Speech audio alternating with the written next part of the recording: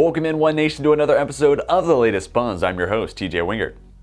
We'll start by catching you up on the women's basketball team, who are now 6-3 on the year and 2-2 against ODAC foes. Back on December 8th, Lynchburg won a gritty contest against crosstown rival Randolph, 45-31.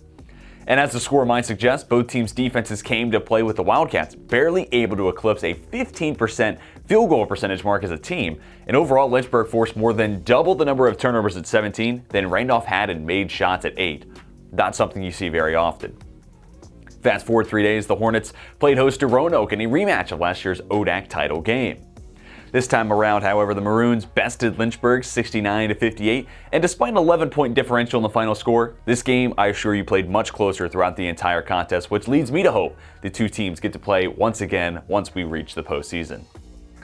Most recently for Lynchburg was another home contest, this time of the non-conference variety, as the Hornets welcomed Meredith to Wayne Prophet Court.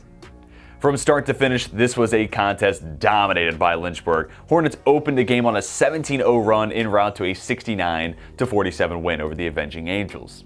And we have to spotlight the freshman Olivia Harris, who had a game-high 16 points on 7 of 7 shooting from the floor and went 2 for 2 from beyond the arc. To state the obvious, it doesn't get more efficient than that. Now let's talk about the men's basketball squad, who are currently 7-2 on the season, and all 3 of their games since last episode were non-conference bouts, so the Hornets still sit at 2-0 in ODAC play. We start with the December 11th matchup at Salisbury, and the Seagulls, give them credit, gave Lynchburg a good battle overall, but in crunch time, Theron Suggs rose to the occasion and knocked down a game-winning jumper to lift Lynchburg to a 77-75 win. The next day saw the Hornets take on CNU for the second time this season, and this time, the Captains were ranked as the number 14 team in the country. Simply put, this rematch did not disappoint from a game perspective. CNU at one point had their lead stretched all the way out to 12 with less than 5 minutes to go in the first half. Lynchburg clawed all the way back, brought it to a 5-point deficit at the break, and then midway through the second half, even took their first lead of the game. But down the stretch, CNU created just enough separation by getting the free throw line in abundance and outlasted Lynchburg 79-74. Most recently, Lynchburg traveled to Raleigh, North Carolina for just the second all-time meeting against William Peace.